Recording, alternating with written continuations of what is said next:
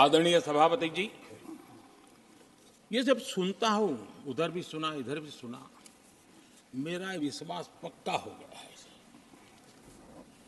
कि पार्टी सोच से भी आउटडेटेड हो गई है।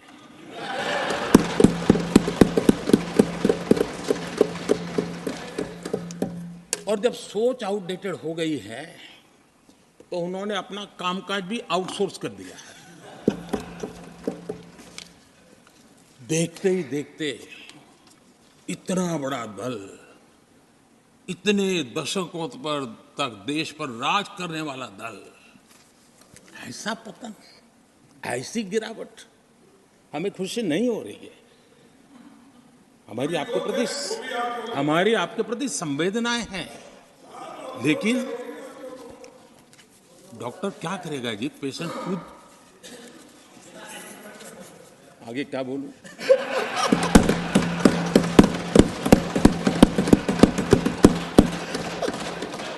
आदरणीय सभापति जी, ये बात सही है कि आज बहुत बड़ी बड़ी बातें होती हैं, सुनने की ताकत भी खो चुके हैं। लेकिन मैं तो देश के सामने बात रखने के लिए जरूर कहूंगा, जिस कांग्रेस ने सत्ता के लालच में सरेआम लोकतंत्र का गला घोंट दिया था, जिस कांग्रेस ने दर्जनों बार लोकतांत्रिक तरीके से चुनकर के आई सरकारों को रातों रात भंग कर दी थी, बर्खास्त कर दिया, जिस कांग्रेस ने देश की संविधान लोकतंत्र की मर्यादाओं को जेल के सलाखों के पीछे बंद कर दिया था, जिस कांग्रेस ने अखबारों पर ताले लगाने तक की कोशिश की थी, आवाज, जो कांग्रेस देश को तोड़ने के नैरेटिव घड़ना का नया शौक उनको पैदा हुआ, इतना तोड़ा कम नहीं है, अब उत्तर दक्षिण को तोड़ने के लिए बयान दिए जा रहे हैं।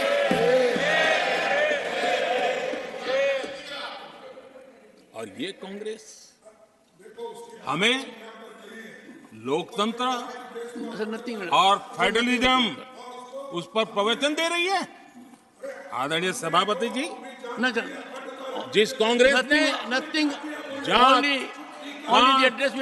और भाषा के नाम पर देश को बांटने में कोई कसर नहीं छोड़ी, जिस कांग्रेस ने आतंकवाद और अलगाववाद को अपने हित में पनपने दिया, जिस कांग्रेस ने नॉर्थ ईस्ट को हिंसा, अलगाव और पिछड़ेपन में धकेल दिया, जिस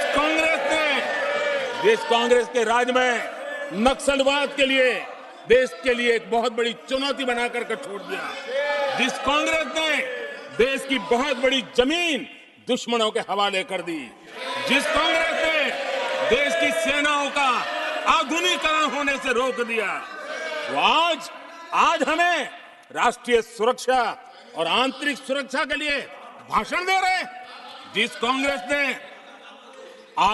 आजादी के बाद से ही कंफ्यूज रही, उनको उद्योग जरूरी है कि खेती जरूरी है, उसी कंफ्यूजन में गुजारा किया। जो कांग्रेस तय नहीं कर पाई कि नेशनलाइजेशन करना है कि प्राइवेटाइजेशन करना है, उलझती रही। जो कांग्रेस 10 वर्ष में 12 नंबर से 11 नंबर पर आर्थिक व्यवस्था ले आ पाई, 10 साल में 12 से 11 नंबर। और आप 12 से 11 आने में बहुत मेहनत नहीं पड़ती है, जैसे जैसे आगे बढ़ते हैं तो मेहनत और बढ़ती है। हम 10 साल में 5 नंबर पे ले आए। और ये कांग्रेस हमें यहां आर्थिक नीतियों पर लंबे लंबे भाषण सुना रही है। आदरणीय सभापति जी, जिस कांग्रेस ने ओबीसी को पूरी तरह आरक्षण नहीं दिया, जिसने सामान्य वर्ग के गरीबों को कभी आरक्षण नहीं दिया, जिसने बाबा साहब के बजाय बाबा साहब को भारत रत्न देने योग्य नहीं माना, अपने ही परिवार को भारत रत्न देते रहे। जिस कांग्रेस ने देश की गली सड़कों चौक चौराहे पर अपने ही परिवार के नाम के पाठ जड़ दिए हैं, वो हमें उपदेश दे रहे हैं। वो हमें सामाजिक न्याय पाठ पढ़ा रहे हैं। आदरणीय सभापति जी, जिस कांग्रेस के अपने नेता की कोई गारंटी नहीं है, अपनी नीति की कोई गारंटी नहीं है, वो मोदी की गारंटी पर सवाल उठा रहे हैं।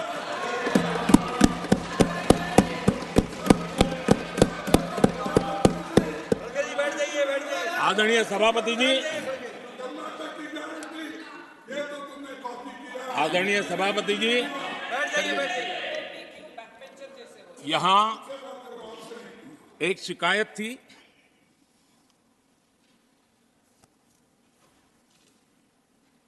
और उनको लगता है कि हम ऐसा क्यों कहते हैं, हम ऐसा क्यों देख रहे हैं। देश और दुनिया उनके 10 साल के कार्यकाल को ऐसे क्यों देखती थी? देश क्यों नाराज हो गया?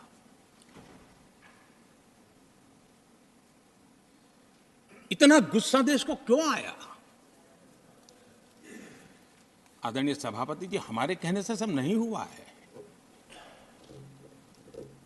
खुद के कर्मों के फल और अब तो सामने रहते हैं, वो कोई दूसरे जन्म में नहीं होते हैं, इसी जन्म में।